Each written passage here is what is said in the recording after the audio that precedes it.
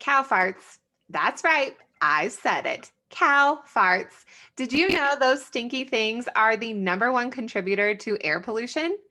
Teaching environmental science doesn't have to be boring. It's actually super exciting and it's relevant to kids' real world. Students are actually very empathetic about the world around them, but we need to help them be aware of what's happening in their environment so we can have them help make a positive difference. Stay tuned for a great episode full of lots of useful information. We can't wait to learn and grow with you. All right. So today we're talking all about cow farts. So like 8-year-old me is really excited. That's for sure. Right? I mean, we talked about this before, like as the weirder the topic, like sometimes I can get the kids really engaged. And it's not Oh yeah. I mean, some people don't like that word. I wasn't allowed to say that word when I was a kid. I mean, I was just like people would tell me not to say it, but I would still say it because I thought it was hilarious. I mean, it's one of those things. I'm like, that's funny. I think it's incredible that this is like part of environmental science because when I was in school, I took Earth and Space is what they called it, and that was like our environmental science class, and it was so boring, and it was taught by a really boring teacher, and we literally did quiz, read, test, like it just, and it was so boring, and I'm like, so I've always kind of been turned off to environmental science, and I feel like I don't do as near as many environmental science things as I should because I'm like, oh, that's not a fun topic. Like no one's gonna want to talk about that. When in reality, there's so many fun things you can do with it. I mean, we were talking before, like I didn't realize when we were talking and kind of going over our notes, like how many things I do that are kind of environmental science already in my room and how many things you do. And Yeah. I mean, just different resources that are out there that I'm like, I didn't even know that was a thing. So I mean, I think that's what we're going to kind of touch on today is, how can we teach engaging environmental science, and those different resources that can Mhm. help you get there, I Well, would say. I So read an article. It was something about with science, like how to engage kids and promote differentiation. And a lot of times, like science, exactly what you were explaining, a lot of times science classrooms just have kids reading about science and not interacting with science. And so kids get turned off. That's exactly what had happened to you. Like mhm. that's sadly too common. Like science is hands on and you learn from those experiences. Yes, there's research that's important, but it's not all research. You have to try it.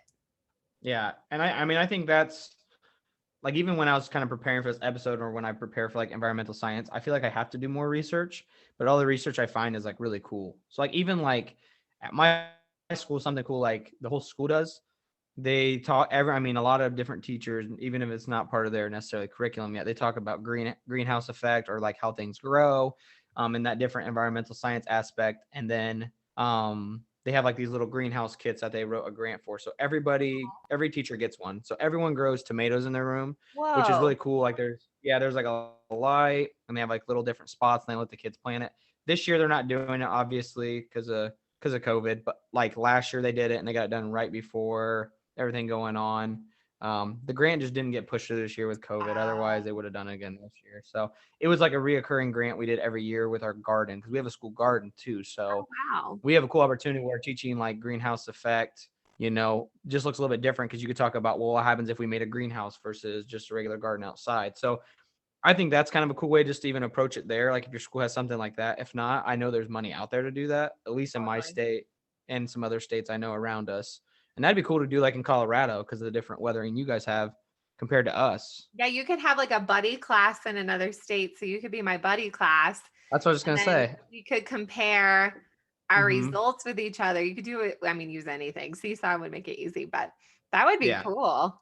that would be. And I mean, that kind of stuff I think gets kids intrigued right there because you're growing something in like our school garden, the kids get to take home like 2 or 3 different things.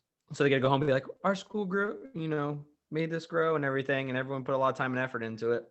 So they kind of think that's cool. Um, I also really like talking about like renewable energy. And I felt like this was something that was boring when I was growing up, where it was just like, here's some non renewable energy. Here's like renewable energy. Boom, boom, boom. Memorize them, take the test. I kind of approach it different, where I kind of approach it from like, kind of create a form of energy yourself. So like a windmill out of like paper, popsicle sticks, or whatever, and then tell us why you chose that form of energy. So now they have to say, well, I think this is the most effective because A, B, and C. And then I even take it a step further, and I have the kids when they do like circuit unit, because that's like a standard, take those circuits and build a board about how the school could save money if they use different forms of energy. And like it's always like a heated discussion because like the kids get to do independent research where I give them like 4 or 5 different articles, and like they'll raise their hand and be like, well, yeah, but your form of energy does this, this, and this. Like the one year, the big debate was windmills. Everyone said we should put up windmills, but the one boy Oh, said like over 800 birds die within so many months or something because they get chopped. And then he showed us okay. a video, of course, of like a bird going like wham, and I was like, I did not know that. So it was kind of cool to see like what they cared about and how they compared energy forms based on different factors, I thought. And that Well, pumped me up. I wish I had TPT, but I don't have it on TPT yet. I well, know someone's that's going to one ask of me those that, and I want to. Yeah. ow. That's one of those things, like how some solutions cause other problems. Like Yeah. that's a big part of it. Like there's Mhm. problems, so we have a solution, but what's the trickle effect? Yeah. And I think environmental science, we see a lot of that. And I think we should not necessarily like ignore that and just say, hey, memorize the vocabulary and take the test. Have the kids try to solve those problems. Have them talk about what, problems occur and what problems kind of go away as a result of different things. Mhm. So I think that's kind of cool to do it that way because you're putting the kids in the minds of people that actually have to solve these problems. And I feel like a lot of people don't like to talk about those environmental problems because they're like, well, maybe this kid believes this versus this. But I think it's cool to talk about what are some different outcomes we can Mhm. have and work together in a positive, environment for sure. And I don't know. I just think that's a cool way to go about it. Having the kids actually solve those problems and talk about them. And like I said, the research they do is phenomenal because they care about it for sure. Definitely. Yeah. So before Naomi kind of gives us a little bit insight on hers, we have our new favorite segment, which is the Innovative Teacher Corner. Okay, so I'm kind of obsessed about teaching environmental science. I don't know why. I just think it's so interesting learning about our world and how you can make a difference because literally you can start making a difference today. So I think it's super, super interesting. Back to the cow farts. It still smells in here, but Erin Twomley, she actually has a book about this. It's a children's book. It's a picture book. It's called Capturing Cow Farts and Burps. And I think that's like if you're working on air pollution or different environmental issues, that's a great entryway to make it. I mean, I think it's an interesting topic anyway, but made for kids. So definitely check it out. It's on Amazon and we'll link it as well. So Yeah. it's super cute. I like and true, like factual. It's super true. But other in my master's class, one of my classes was about different environmental problems and ones that are more modern and don't always get a lot of attention in the classroom because we always think about like I mean, I think air pollution sometimes, maybe not in the way that we're going about it, but we were talking about water pollution and how there's pesticide waste and having like the quality of water, even in your own state. You can look up your county and what chemicals are in your county's water. So my county is pretty clean, but like my school district from a few years ago, like the quality of water is not great. And we're in the same state. So that was This a whole thing.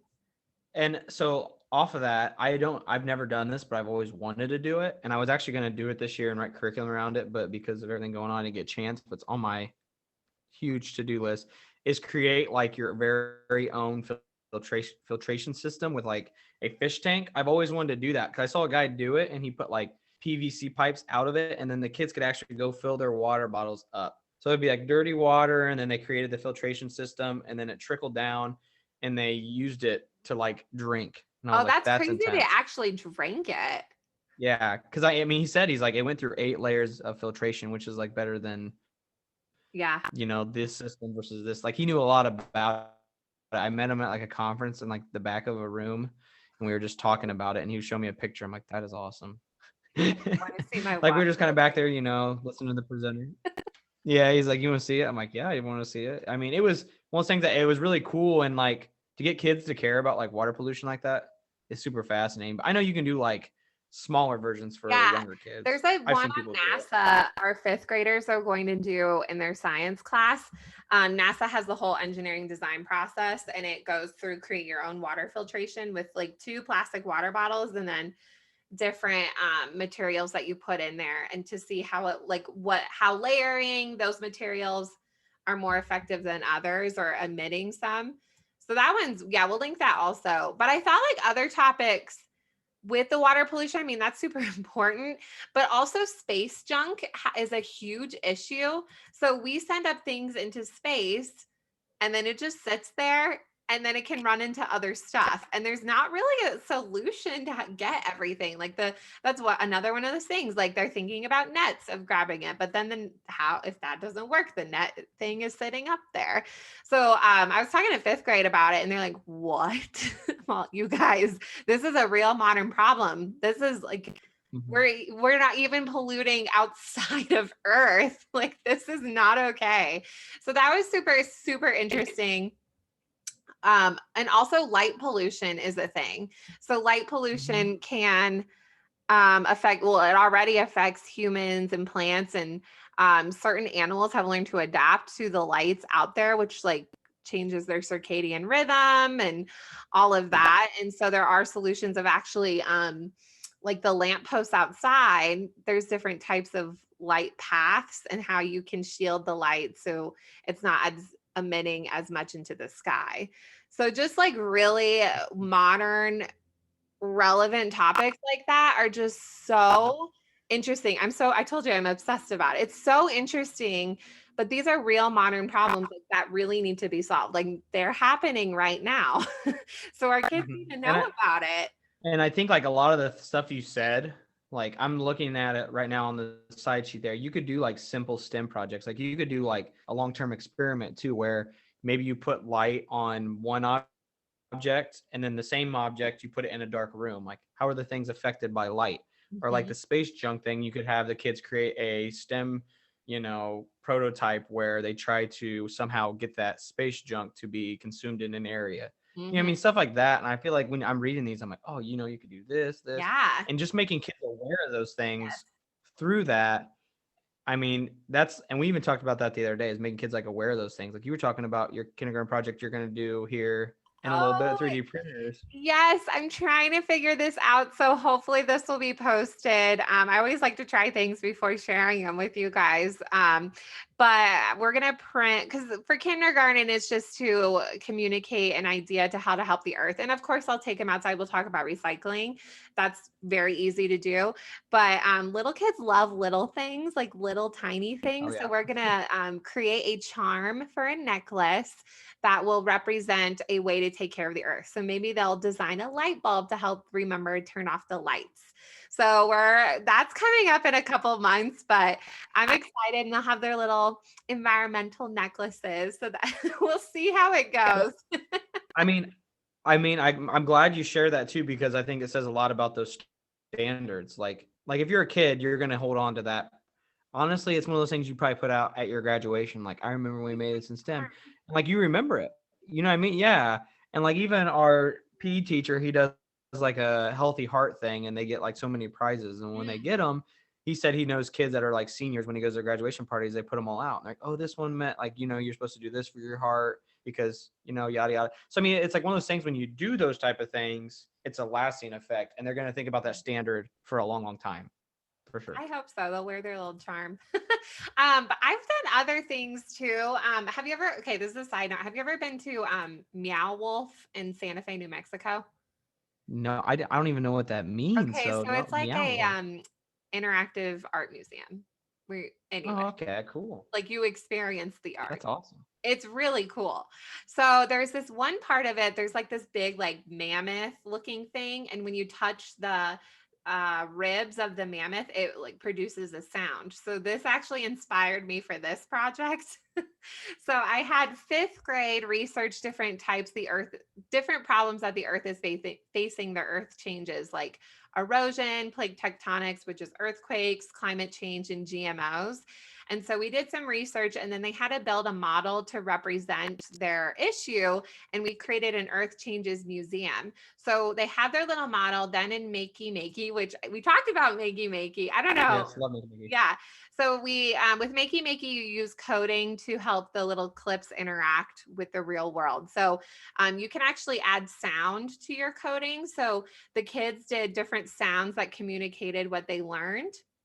And then they clipped them onto their model made out of cardboard. So when someone touched a different part of their model, it produced a different sound to teach somebody about that issue in their museum, because museums that are fun are interactive. So, I mean, it looked a little cheesy with the wires, but the idea was there. So we had kids come in as an in-house field trip, obviously pre-COVID, and interacted with our Earth Changes Museum to help learn about that. So not only were the fifth graders learning about the topic, other kids were experiencing it as well at our museum. And it was a free field trip. That's cool. I like that because, like you said, it made them aware. And I think, when we started this episode, we talked about like engaging students, and I think the biggest way to engage them is make them aware of things, because a lot of these things, like before we started talking about them, and before, like, I guess in the last couple of years before I even taught STEM, I didn't know about them. Like when I was in school, they weren't talking about all this kind of stuff. They were just like, here's the vocab words. You need to know these. And I'm like, great, I'll know them this week, and then next week I'll forget them. So that's fine. Yeah. No, it's super cool. It was super, and we use cardboard, which was great. I don't know if any of you guys have Lego Wedo 2.0, but Lego Wedo 2.0, they're expensive, but they're amazing. So those are a great addition to your class because they can be reused a million times. But in the app, they actually have all of these different problems that relate to environmental science, and then you build a solution using the kit. So with Lego Wedo, it's special pieces that has a motor that can be coded to make the creation move. So there's the basic models that are just like learning how to use it. But then if you look on the extra resources, there's all these different environmental science solutions. So Lego Wedo is great. I mean, I would use it second through fifth grade. I'm using other things for fifth grade, but those are really great to look into if you're building a station in your classroom or a STEM spot. That's a great like core thing to have. Yes, for sure. All right. Well, we enjoyed so much talking today about environmental science. I know 8-year-old me's dreams came true today that we were able to talk about farts and other stuff like that in the environment. So we just appreciate you coming and listening to this episode today. And I know I learned a lot, and I hopefully you did too. So if you have a teacher business and you're looking to partner with us, please reach out to us. We have started the Innovative Teacher Corner, and we would love to meet you and highlight exactly what you do that makes you so special. So make sure you reach out to us because we would love to chat with you and set up a meeting. If you're interested in PD, let us know. If you do not want to reach out to your principal, you give that principal's email, and I will reach out to them, because this PD program is something you're not going to want to miss out on. You can email us at innovativeteacherpodcast@gmail.com. We already have a couple schools that we have booked, and we're looking to get more. So make sure you email us quickly. Make sure to subscribe to us, and make sure you go over and you become part of our Patreon, where you get monthly resources for just a cost of a small cup of coffee per month, which is absolutely huge. Thank you for listening today, Innovative Teachers. We will see you in the next episode.